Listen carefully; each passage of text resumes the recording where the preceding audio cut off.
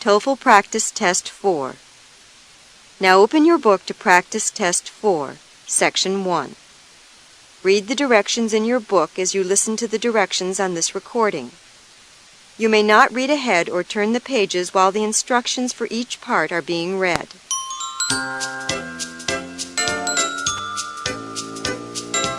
TOEFL Practice Test 4, Section 1. Listening Comprehension. In this section of the test, you will have an opportunity to demonstrate your ability to understand conversations and talks in English. There are 3 parts to this section with special directions for each part.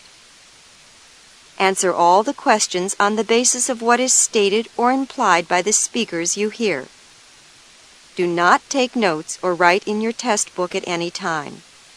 Do not turn the pages until you are told to do so. Part A.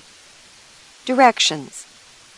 In Part A, you will hear short conversations between 2 people. After each conversation, you will hear a question about the conversation. The conversations and questions will not be repeated. After you hear a question, read the 4 possible answers in your test book and choose the best answer. Then, on your answer sheet, find the number of the question and fill in the space that corresponds to the letter of the answer you have chosen. Here is an example. On the recording, you hear, "What's the weather been like there this winter?" About the same as last. "What does the woman mean?" In your test book, you read, A. At last winter is almost over. B. She doesn't like winter weather very much. C. This winter's weather is similar to last winter's weather. D. Winter won't last as long this year as it did last year. From the conversation, you learn that the woman thinks the weather this winter is almost the same as the weather last winter. The best answer to the question, "What does the woman mean?" is C. This winter's weather is similar to last winter's weather. Therefore, the correct choice is C. Go on to Part A.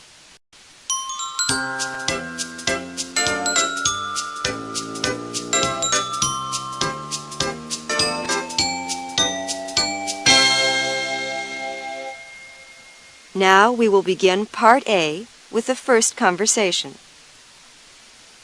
Number 1. Do you mind if I borrow your vacuum to clean out my car? No problem. What does the man mean?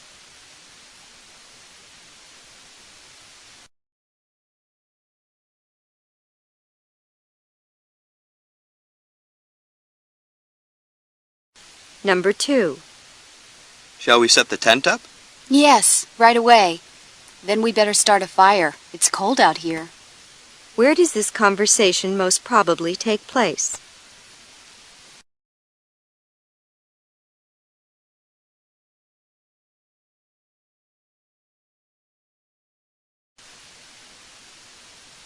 Number 3. This apartment isn't in very good shape. It's the worst one I've seen. What does the woman mean?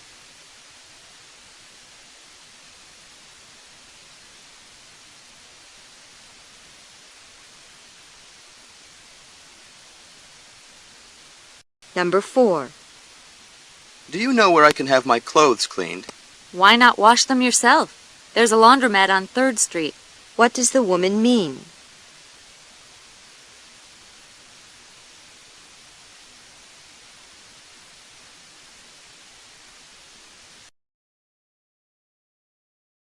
Number 5. Are you going to take 6 classes again this fall? Not on your life. What does the man mean?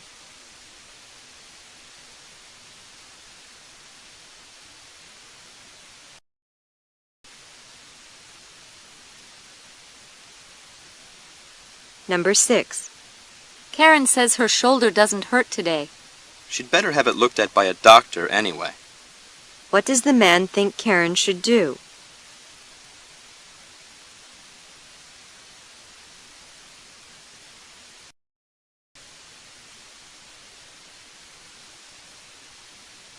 Number 7. Both of our rear tires have gone flat. What? What does the woman mean?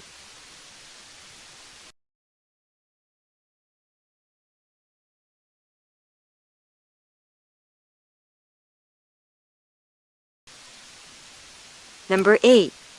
How did Carol's cake turn out? I don't know. Why don't we try some and see? What does the man say about the cake?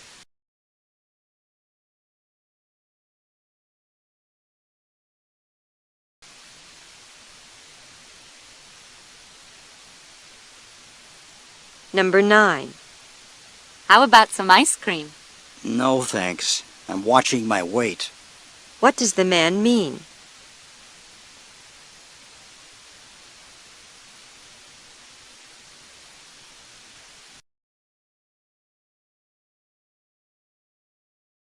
Number 10. Dr. Olson, do you think I could take my exam a few days ahead of schedule? I'm sorry. That's out of the question. What does Dr. Olson mean?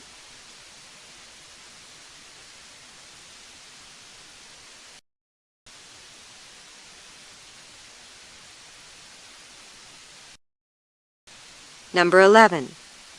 Did you like the joke Professor Stapp told before class this morning? I'd heard it 100 times already. What does the woman mean by her response?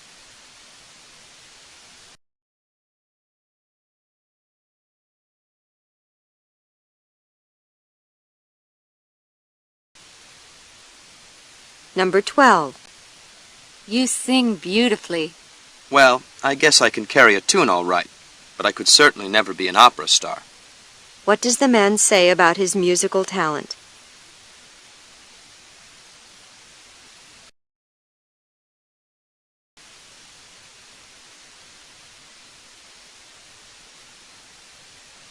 Number 13.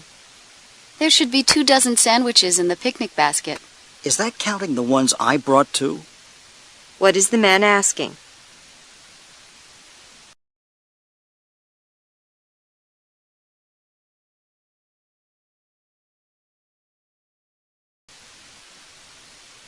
Number 14. This heat is really getting to me. Me too. What would you say to a swim? What does the woman mean?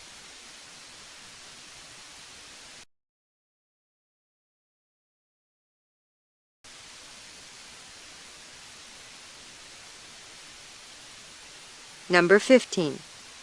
Professor Larson doesn't accept late papers. Neither does Professor Andrews. What does the woman mean?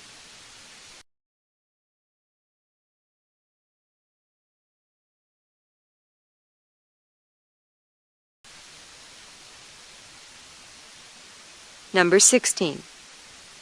I can't figure out how to organize my history term paper. Can you help me? Me? I've never written a term paper before. What does the woman imply?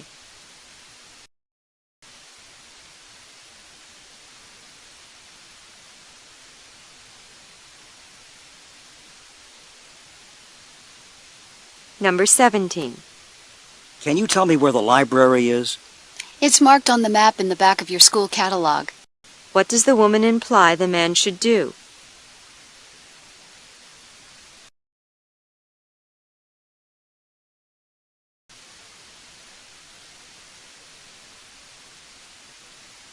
Number 18. I'd like to buy Greg a new brown sports coat for his birthday. Do you really think you should get a brown one? What does the man imply?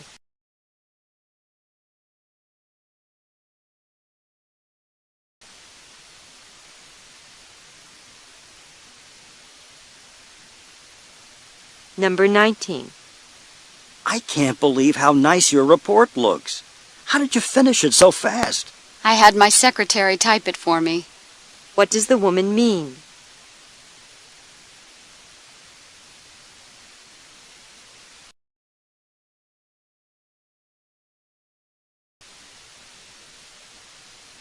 Number 20. Today's meeting has been rescheduled for next week. Great. I'll have time to run some errands. What does the man mean?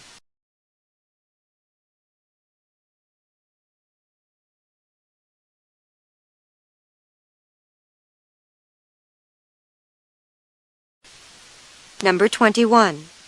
Weren't you supposed to go swimming yesterday? Even if I'd have had time, I would have preferred to do something else. What does the man imply about himself?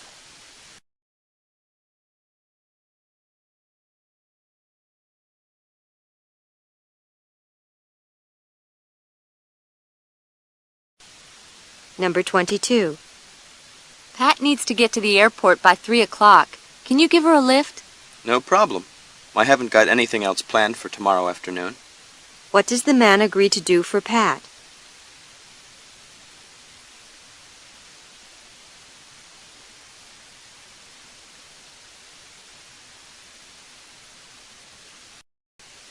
Number 23. Congratulations! You got the highest score in the class on the calculus exam. What a relief! I spent most of last week cramming for it. What did the man do last week?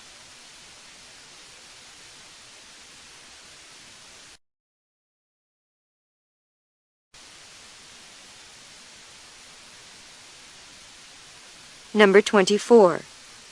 Could I ask you to do me a favor? That depends on what it is. What does the man mean?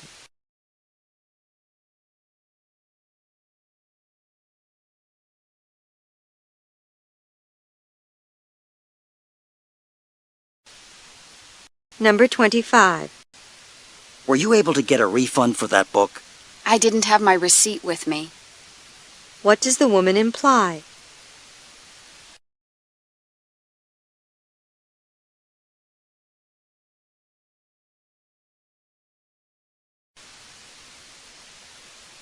Number 26. You must have watched half a dozen videos already this weekend, and it's only Saturday afternoon. Well, actually, I only rented 3, but that's probably plenty for this weekend. What does the man imply?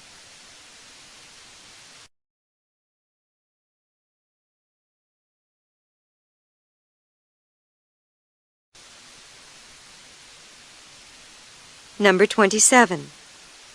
Richard should have arrived in Minneapolis by now. If the weather didn't interfere, he might be delayed. What does the man imply?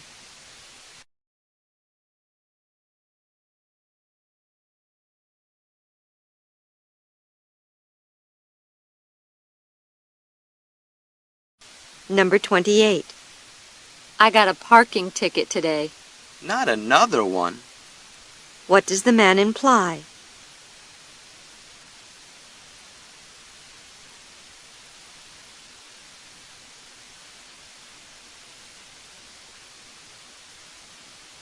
Number 29. Have you called the landscaping service yet about mowing our lawn? I got Sam to take care of it. He likes working in the yard. What does the woman mean?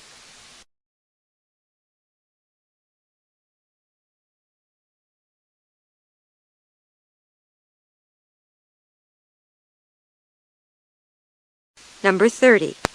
Guess what? We want you to be our featured speaker at graduation. Oh, no, I couldn't. What can be inferred about the man?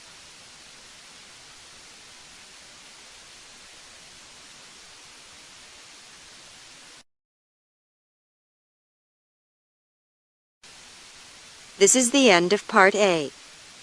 Go on to Part B.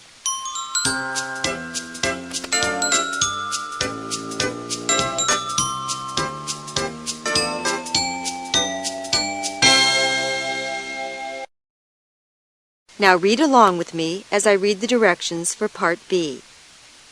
Remember, you should not read ahead or turn the pages while the directions for this part are being read. Part B. Directions. In this part, you will hear longer conversations. After each conversation, you will hear several questions. The conversations and questions will not be repeated. After you hear a question, read the 4 possible answers in your test book and choose the best answer. Then, on your answer sheet, find the number of the question and fill in the space that corresponds to the letter of the answer you have chosen. Remember, you are not allowed to take notes or write in your test book. Now we will begin Part B with the first conversation. Questions 31 through 34. Listen to a conversation about moving. Do you have much left to do before you go? Not too much. Right now I'm cleaning one last time, trying to get everything in shape. You know, I've been meaning to tell you that I'd be glad to help you with that in any way I can. Thanks. I appreciate that. Actually, I'm almost finished. But if you have a minute right now, I'd like to ask you to help me move the bed so I can clean under it. Sure. You certainly are doing a thorough job. I don't think anyone should have to move into someone else's mess. I agree.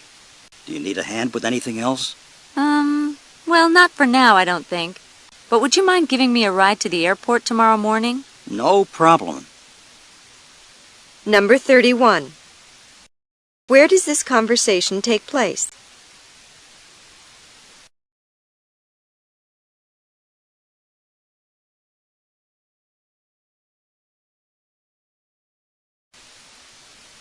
Number 32. What does the man offer to do?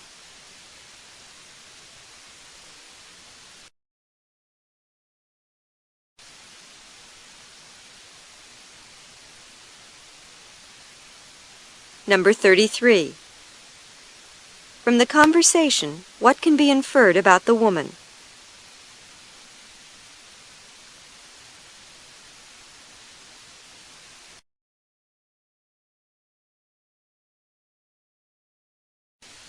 Number 34. How will the woman get to the airport?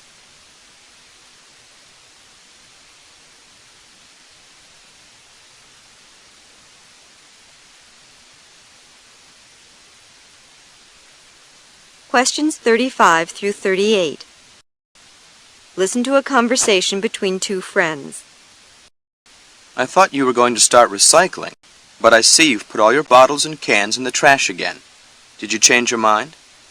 Well, I started saving all the cans and bottles I use, but I found it so time-consuming. I mean, clear glass and brown glass and green glass all have to be separated for recycling. Then, as if that's not bad enough, some kinds of plastic containers can be recycled while others can't. So they have to be very carefully sorted too, and, well, it just didn't seem worth it. But it really is worth it. Using the same materials over and over again can help save the environment. It can also save you money. Okay, I know you're right. I'll start recycling again today. Now let's take that walk you promised me. Number 35. What had the man thought at first?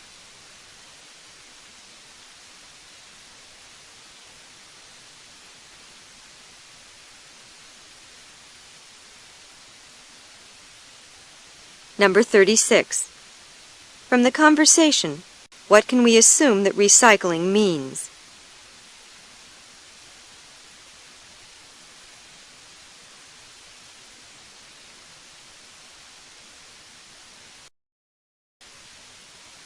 Number 37. Why doesn't the woman think recycling is a good idea?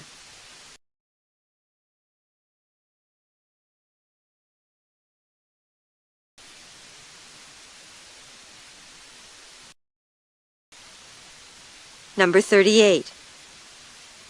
What does the woman promise to do?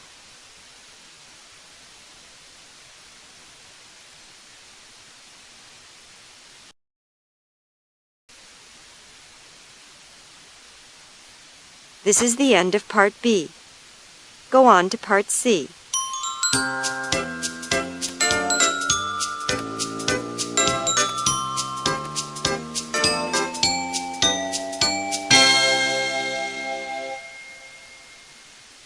Now read along with me as I read the directions for Part C.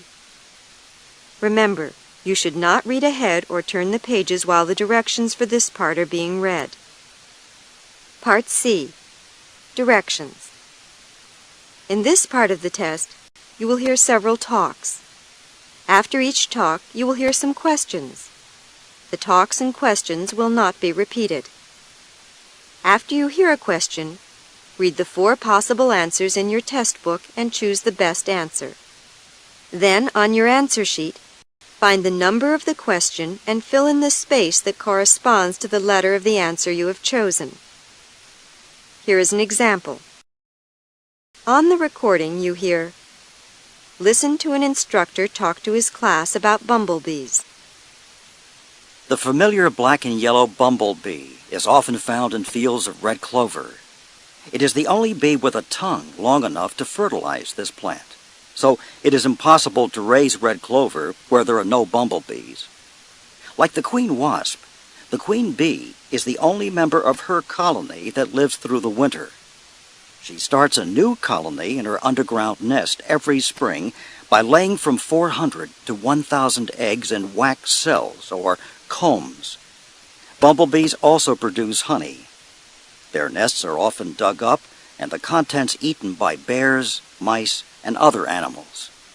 Now listen to a sample question. Why is it impossible to raise red clover where there are no bumblebees? In your test book, you read, A. Only bumblebees can fertilize red clover plants. B. Bumblebees protect red clover from plant-eating insects. C. Bumblebees bring water to red clover plants on their tongues. D. Bumblebees keep mice and other animals away from red clover plants. The best answer to the question, why is it impossible to raise red clover where there are no bumblebees, is A. Only bumblebees can fertilize red clover plants. Therefore, the correct choice is A. Now listen to another sample question.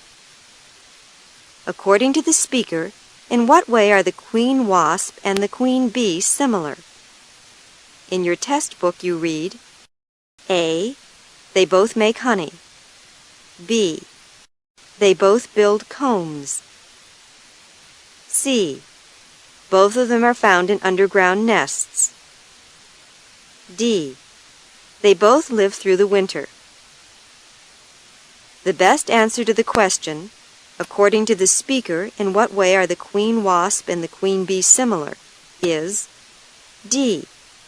They both live through the winter. Therefore, the correct choice is D. Remember, you are not allowed to take notes or write in your test book.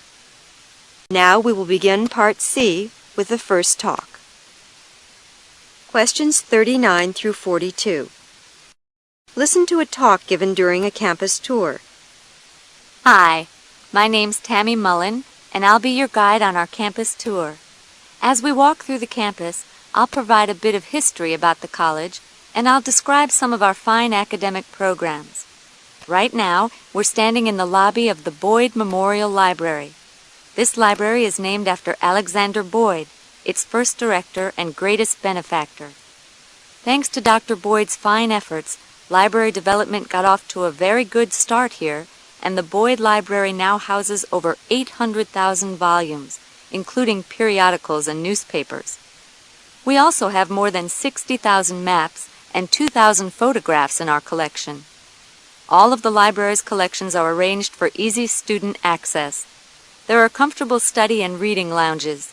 In addition, more than 500 individual student study desks are located in the library within easy reach of reference materials and library stacks. Are there any questions about the library? Good. Then let's move on to the Klein Biology Building. If we're lucky, the greenhouse will be open and we can take a peek inside. Number 39. Where does this talk take place?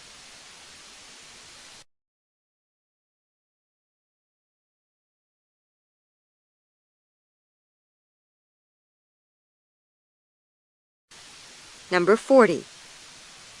Who is the speaker probably talking to?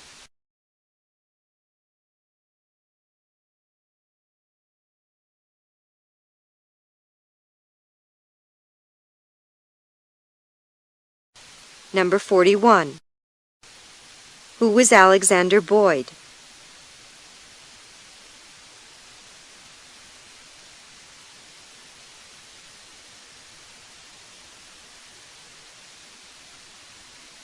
Number 42. Where will the speaker probably go next?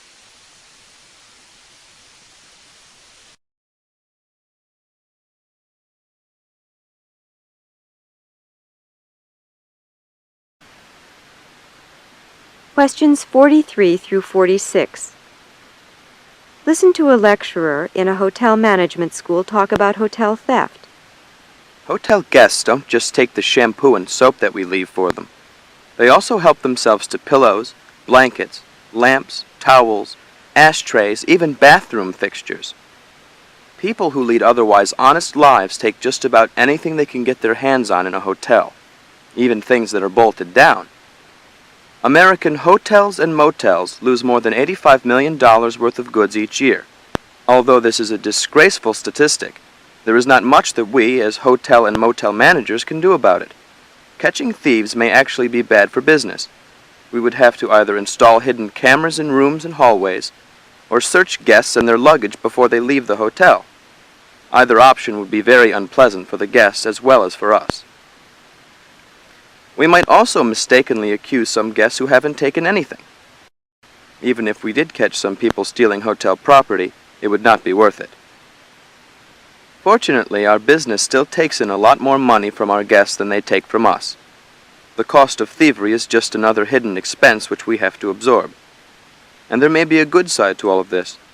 Remember, we put our company name on almost everything in the hotel room. The honeymoon couple, looking for a memento of their stay with us, might take a towel embroidered with our name and remember us for many years to come.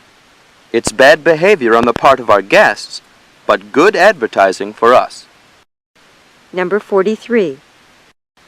What is the main purpose of this talk?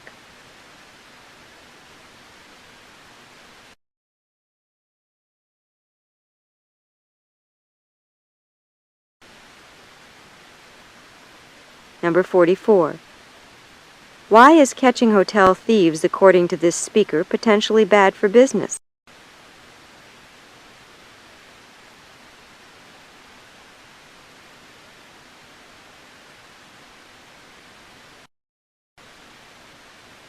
Number 45. Why do hotels and motels often put their name on articles in the rooms?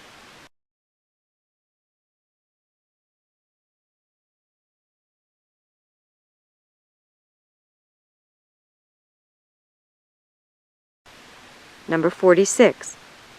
According to the speaker, why are honeymoon couples often hotel thieves?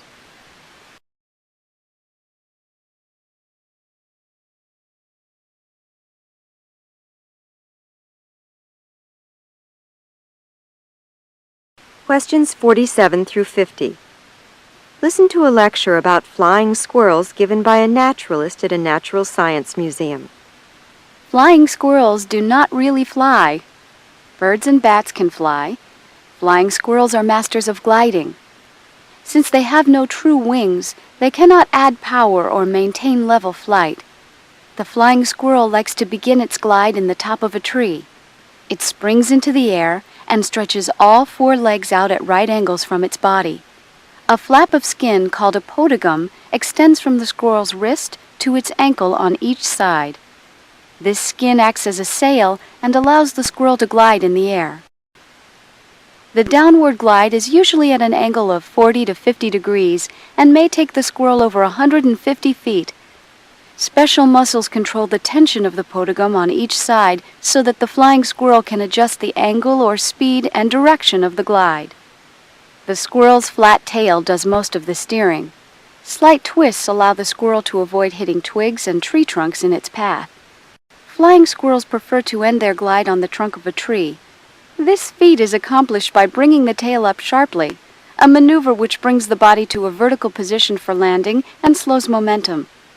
In thick woods, flying squirrels usually jump from branch to branch. If the trees are farther apart, the squirrels glide from the top of one to the trunk of another, which they must climb to continue their journey. Before taking questions, let's go out back to meet Sam, our own resident flying squirrel.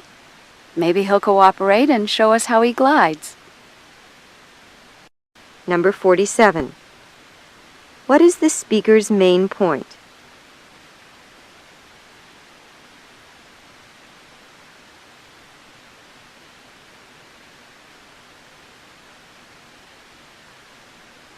Number 48.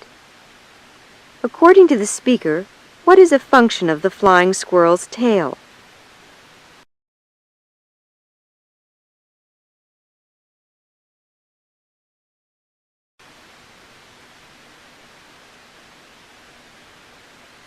Number 49. Why do flying squirrels usually jump from tree to tree in thick woods?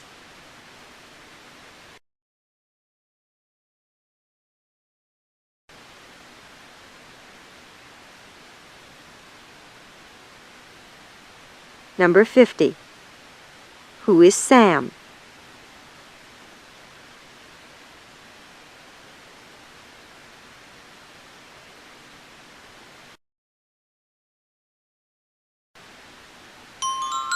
This is the end of Section 1 of TOEFL Practice Test 4.